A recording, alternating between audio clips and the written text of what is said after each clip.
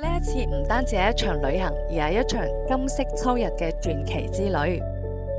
大地喺呢度好似打翻咗個調色板，山體連綿不斷，好似流動嘅彩虹一樣。金塔胡楊林就好似水中嘅金色童話，將萬畝金色胡楊林倒影其中。再走進阿濟納旗嘅金色秘境，呢度嘅胡楊林用足全年嘅沉默，只為每年21日嘅極致綻放。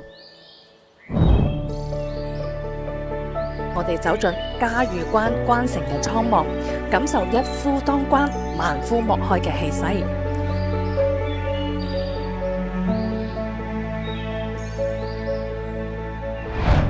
再嚟探尋黑水城沙漠古城，喺呢度有西夏文明嘅千年印記。